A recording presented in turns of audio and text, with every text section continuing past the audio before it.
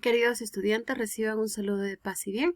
Como todas las semanas, continuamos con nuestras sesiones de DPCC. ¿Ya?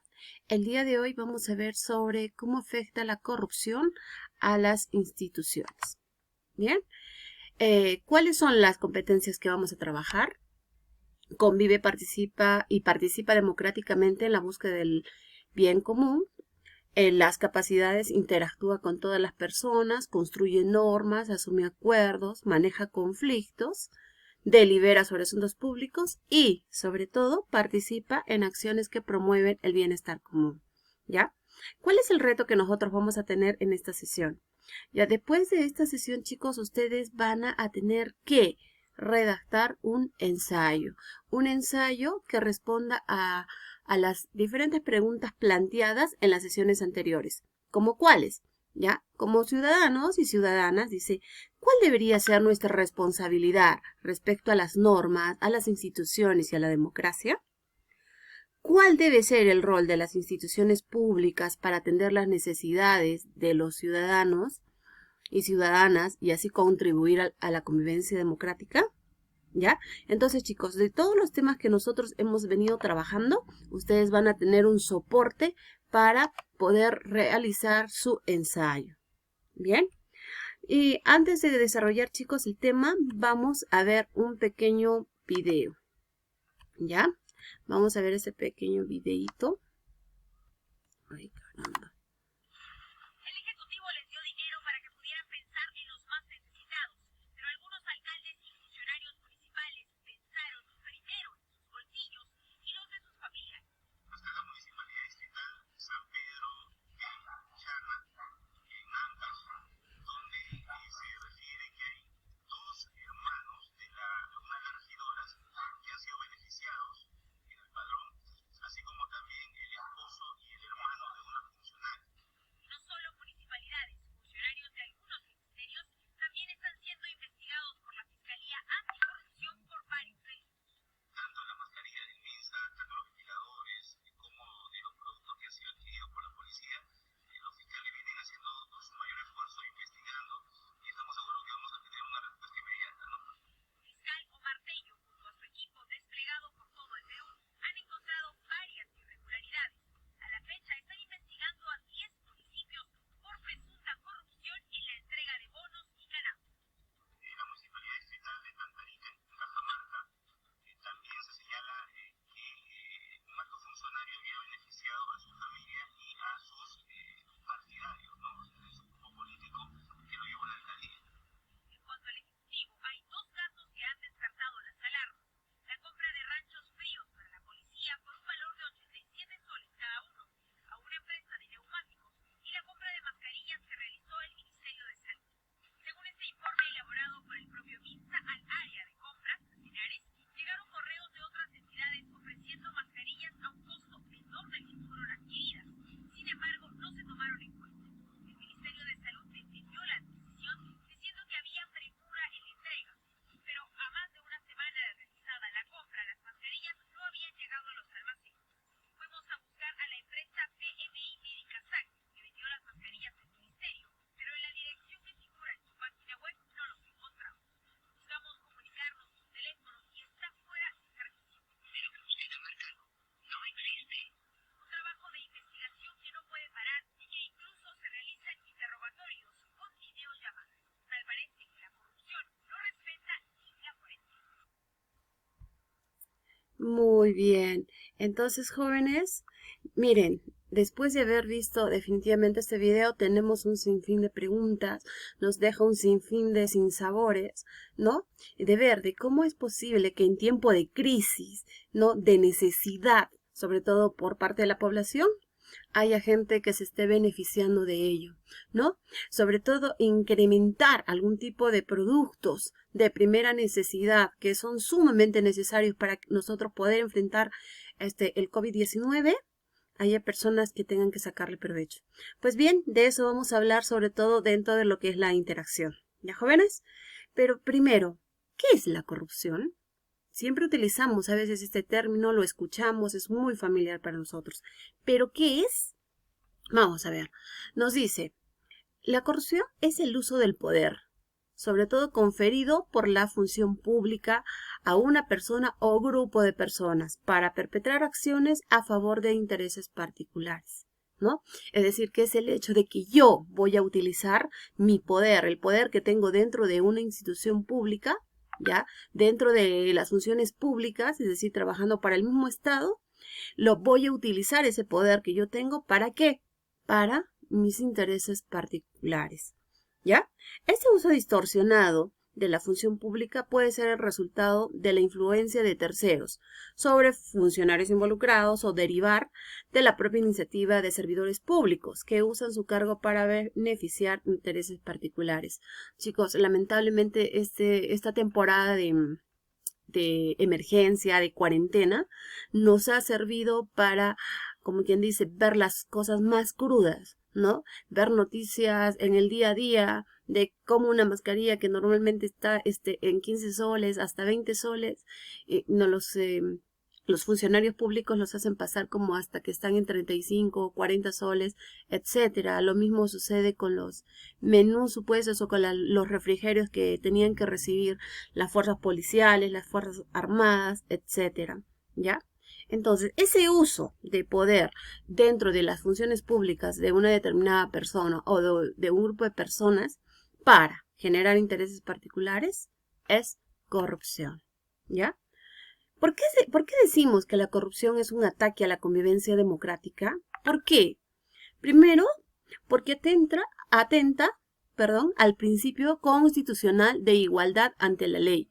Y recordemos algo, jóvenes, que dentro de nuestra Constitución nos dice, ya, que todos somos iguales ante la ley. No hay ningún tipo de discriminación ni por raza, ni por sexo, ni por religión, ni nada por el estilo, ¿ya?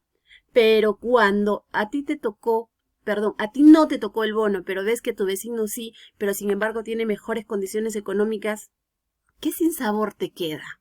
¿No? ¿Cuál es la sensación que recibes? Tú, ¿ya? No tienes bono, no te tocó ni siquiera bono, ¿ya? Pero sin embargo empiezan a repartir las canastas y nuevamente el mismo vecino recibe también la canasta, ¿no? Entonces, ¿está atentando contra esa convivencia democrática? Ante los ojos de los demás, definitivamente tú dices, no, porque él está siendo beneficiado siempre, sabiendo que tiene muy buenas condiciones económicas, ¿sí? ¿Va a distorsionar, va a afectar esa convivencia? Claro que la afecta, ¿ya? ¿Por qué? Porque no hay igualdad ante la ley cuando hay presencia de la corrupción, ¿ya? Dice, ya que se utiliza el Estado mediante sus poderes ejecutivo, legislativo o judicial, beneficiar intereses particulares, como los que acabamos de ver, ¿ya? Bien, entonces chicos, miren, continuamos, ¿ya? Dice, si dejamos que la corrupción pase de ser una práctica esporádica a una práctica constante, entonces, ¿qué es lo que va a pasar? ¿No? Definitivamente vamos a estar dejando que los funcionarios deshonestos se conviertan a las instituciones públicas en organismos que actuarán sistemáticamente contra el sentido de la Constitución y la soberanía popular les hayan otorgado. Chicos, nosotros hemos contemplado definitivamente y hemos reafirmado nuestra Constitución. Allí está plasmado todos nuestros derechos, nuestros deberes, ¿sí? Pero si van a haber funcionarios que definitivamente van a estar practicando constantemente la corrupción, están atentando contra nosotros. ¿Y qué debemos hacer nosotros frente a ello? ¿Quedarnos callados? No, ¿sí? Tenemos que alzar nuestra voz de protesta frente a ello. ¿Ya, chicos? Bien, entonces, jóvenes, también algo muy importante que nosotros tenemos que ver es la relación que hay entre la ética y la moral, ¿sí? ¿Qué relación hay entre ambos? Primero, nos dice que la ética está relacionada con el estudio fundamentado de los valores morales, es decir, que uno va a estudiar al otro. Además, va a guiar el comportamiento humano en la sociedad, mientras que la moral son las costumbres, normas, tabúes y convenios establecidos por cada sociedad. ¿Ya? Entonces, la moral, ¿qué lo hace? Lo hacen las costumbres, las reglas que están dictadas por una determinada sociedad, ¿sí? Y la ética te dice, ¿cuál es la moral de esta sociedad? Entonces, de esa forma es que tú tienes que actuar. Por eso es que, miren, la semana pasada hablábamos, ¿no? El hecho de pertenecer o trabajar o ser parte de una institución o una sociedad o participar dentro de un organismo de la sociedad civil, ¿es un derecho o es una obligación? ¿no? Algunos de ustedes me decía que era una obligación, ¿sí? Decía, pero si es una obligación, ¿está plasmada en la Constitución? No, pero es una obligación moral, ¿sí? ¿Por qué? Porque definitivamente la moral te está diciendo de que hay cosas que no están bien y tú debes de actuar, ¿sí? Y la ética también te dice, mira, ¿ya? Por ética, esto está bien o esto está mal. Y ahí vas tú, ahí va a estar tu principio, ¿no? Tu yo interior que te va a decir, ¿realmente está bien que lo hagas de esta forma o de la otra, etcétera? ¿Ya? Una estudia el comportamiento de la otra y la moral, ya sabemos que están sobre todo fundamentadas en las costumbres, las normas y los tabúes dentro de una determinada sociedad. Bien, jóvenes, ¿ya? Vamos a ver sobre todo los tipos de corrupción, cuáles son los sectores, ya definitivamente que se haya visto bastante corrupción, etcétera. Pero ahora nosotros vamos a tener como producto sobre todo la elaboración de nuestro ensayo. Bien, jóvenes, nuestro ensayo tiene cuatro partes. La primera, que es la introducción. Aquí ustedes van a ir, como quien dice, adelantando de lo que van a trabajar en su ensayo, ¿ya? Y sobre todo, tienen que captar, como quien dice, la atención de quién, la atención del lector. Vamos a decir de que aquí en la introducción yo voy a colocar por lo menos un 10% de todo mi trabajo. En el caso del desarrollo, ¿ya? Del desarrollo, nos dice, aquí tú vas a hablar sobre todos los argumentos, ya que tú vas a dar, los argumentos, explicaciones para defender ¿qué? Tu idea, la idea principal sobre la que tú estás escribiendo, ¿ya? Seguidamente tenemos las conclusiones, que lo puedo sintetizar en un solo párrafo y que no es más que las conclusiones, como quien dice, finales de tus argumentos, ¿ya? Y en este caso que va a ser acerca de la corrupción, de la participación y la obligación de las personas, ¿no? Para ser parte de estas instituciones, cómo podemos colaborar nosotros, ya desde nuestras casas, desde la posición que tenemos, ya para que estas instituciones hagan mejor su trabajo, etcétera. ¿Ya? La última parte que nos habla acerca de las referencias, esto es opcional, chicos, pero un trabajo bien hecho siempre tiene sus anexos, ¿ya? Para que son aquellos documentos que te van a ayudar a justificar lo que tú estás defendiendo. Chicos, esta es la fichita de autoevaluación, ya que debe contar con la que debe contar tu ensayo, ¿no? Tienes una posición clara, estás defendiendo tu postura se basa en los principios democráticos, ya, cómo sustentas esa cultura, tu postura dentro de la cultura de legalidad, estás incorporando conceptos como el bien común, etcétera, etcétera. ¿Ya? Y si presentas acciones orientadas a que la ciudadanía las pueda cumplir, ¿ya? Y sobre todo contribuir, ¿con qué? ¿Ya? Con el bien común. ¿Ya, jóvenes? Bien, entonces, chicos, miren, nosotros sabemos que estamos en tiempos difíciles, ¿sí? Pero en tiempos difíciles vamos a acabar más hondo, jóvenes. ¿Para qué? Para ser líderes, ¿sí? Y en segunda instancia vamos a brillar juntos. Y vamos a extender la mano a los demás para salir adelante. Bien, entonces jóvenes, todos vamos a luchar contra la corrupción. No podemos ser uno más, sino tenemos que ser agente de cambio. Bien, jóvenes, nos vemos hasta la siguiente oportunidad. Adiós.